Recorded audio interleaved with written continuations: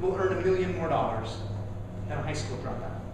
And half of our students from low-income communities are dropping out of high school, right? So the economic disparity becomes enormous, and the economic costs become enormous for taxpayers. In Michigan right now, our expenditure on incarceration is higher than our expenditure on education, right? And taxpayers are funding that, right? You're gonna graduate eventually and start funding that out of your own dollars every year, saying, yes, let's put more into incarceration than into education. And that's actually true across America, not just in Michigan.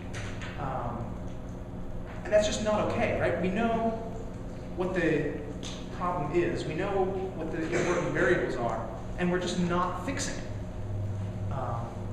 I'm going to talk about solutions in a little bit, so please don't get too scared.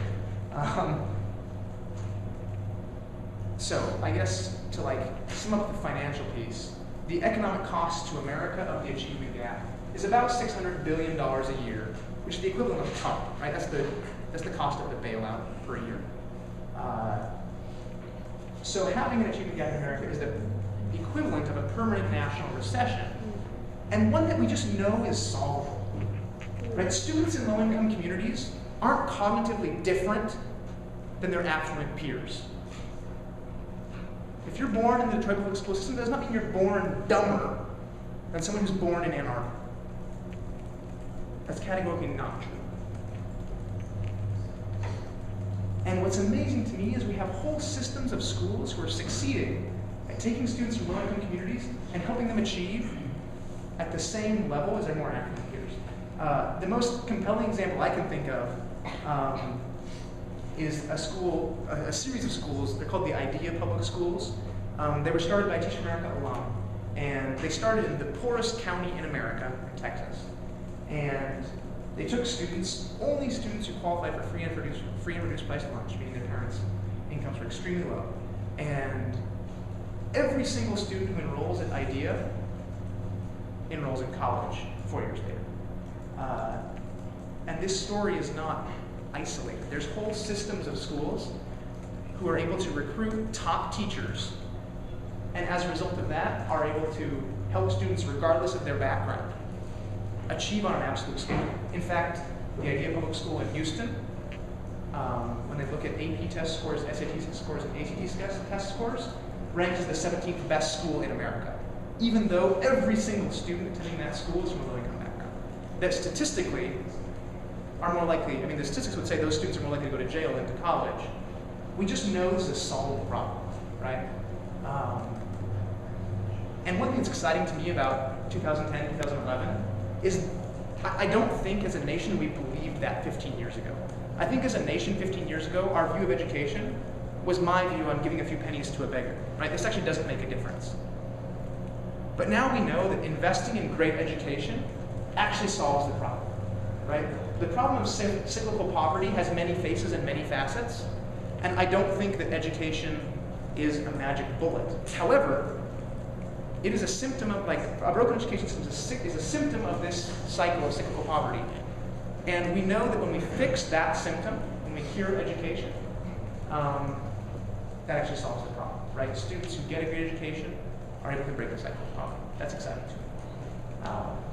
So, a long background on what the problem is, and I would just reiterate, I guess, my two fundamental beliefs that I hope I've conveyed. Number one, educational inequity is our nation's probably most pressing social problem. It's not okay. And number two, it's solvable. And that's what makes it, to me, even more outraging. I think there comes a point when it's intellectually dishonest to say, I care about justice and I care about equality, and then to do nothing. So what can be done? I want to talk about Teach America. There are other ways to affect this problem and to make a difference in this issue. The one I'm most, I guess, in touch with is Teach America. I work for them. So I want to talk briefly about what Teach America is, what we do, and then focus on our impact on students, how we're actually making a difference in this issue and this problem. So Teach America is a movement of our nation's leaders. Our mission is to eliminate educational inequity. How do we do this? Our vision for effecting change has two phases. First, we recruit top graduates from top universities. The folks who are more likely to go on to Wall Street, med school, law school, academia, etc. And we commit these top graduates from top universities to teach in low-income school districts for 2 years. We know what makes a difference: teachers. Our teachers are actually fabulously successful. On average, if you were a student in a Teach America's class, you're going to make 1.5 times more progress than the control group of students in other teachers' classes. And it's just about human capital, right? Our nation's top minds who commit to education, they're top minds as teachers as well, and they're phenomenally successful. That's the first phase of our movement, is to get top minds to commit to teach for 2 years, and our teachers make a great difference in those 2 years. However, we think this problem is also bigger than the classroom. This problem, I mean, as I'm sure that you're looking at in terms of your kind of policy redresses, spans into every facet of a student's life. For that reason, Teach for America is not a teacher preparation pipeline. We don't recruit people to commit to be lifetime teachers. We're thrilled when some of our teachers choose to be lifetime teachers. However, we don't apologize for the 60% of our alumni who leave education, who leave the classroom after their 2-year commitment. Because we need leaders in America who have been in low-income classrooms, who can then go into law, go into policy, go into academia, go into nonprofit management, go into any field, having their own experience telling them what educational inequity looks like in America, knowing fundamentally it's a solvable problem, and then being able to advocate on a much broader scale to affect the kinds of change that our system needs, not just in a classroom, but on a societal level. And that interaction of the short and the long term is how we view actually making a difference in this problem. And to talk about how far we've come in the last 20 years, 20 years ago, I think the societal mindset was that this is not a solvable problem. Now we have, blockbuster movies coming out about it, but also the society's mindset has started to change, right? The fact that I was invited to come speak to you about this issue shows that we're starting to shine a flashlight on this issue. It's one we care about because we think it's solvable. That's exciting too. So that's our kind of big picture vision of change. How do we facilitate it? How does Teach America go about getting individuals like yourselves who have lots of postgraduate options to consider teaching in a low-income community for 2 years? Our program is structured, as I mentioned, to attract top minds. It's extremely competitive. But that's because we care immensely about who we put in front of our students.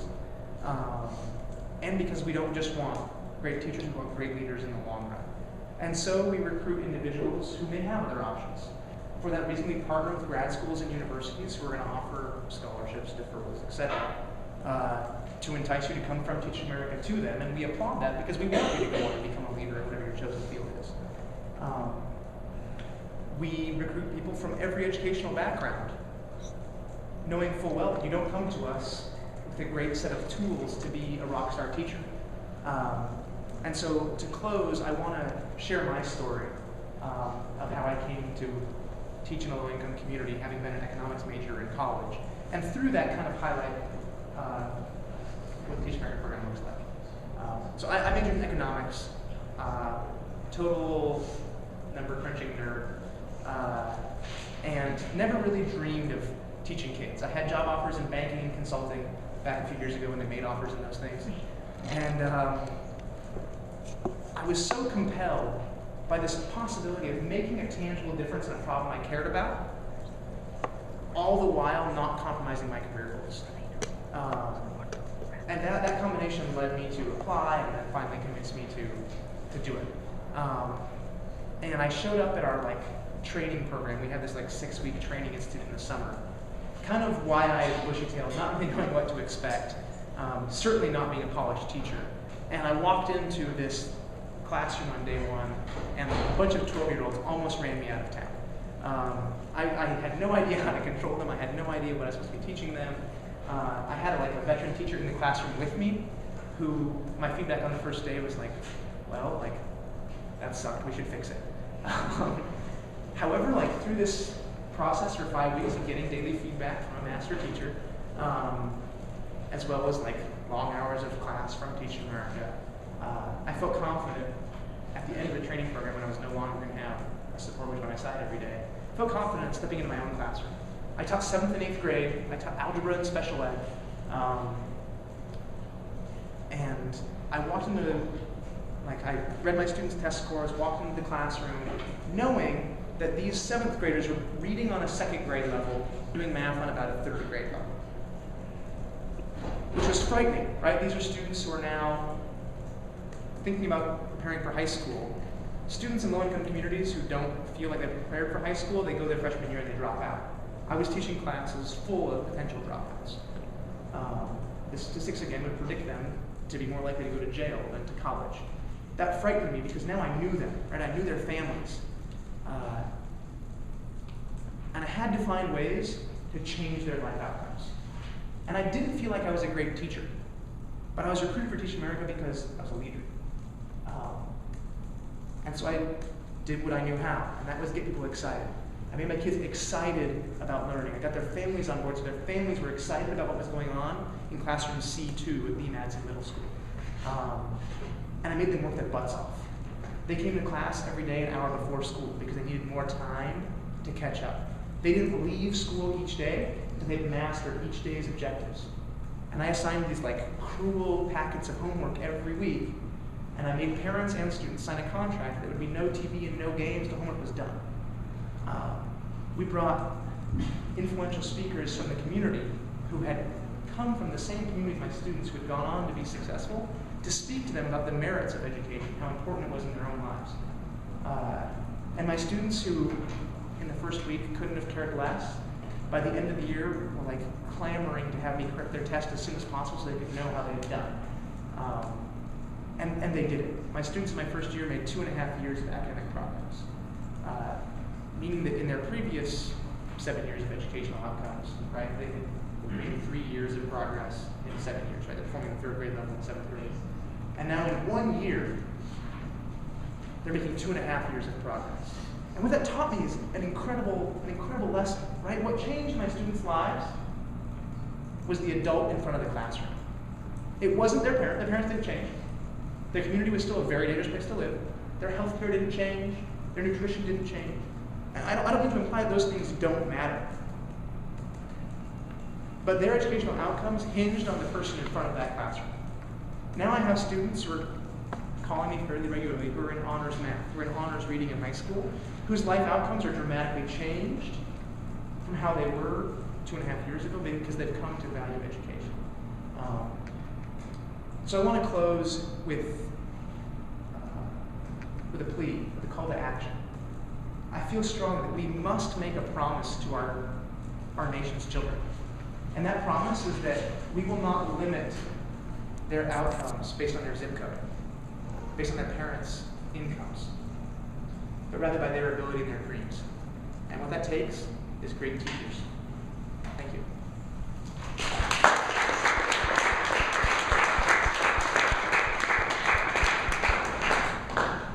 I'd love to take any questions you have. I know I didn't touch specifically on a lot of the things that you're writing proposals about, and I have opinions on a lot of those things. So I'd love to field any questions, whether specifically about Teaching America or kind of education in general, as well as your specific proposals.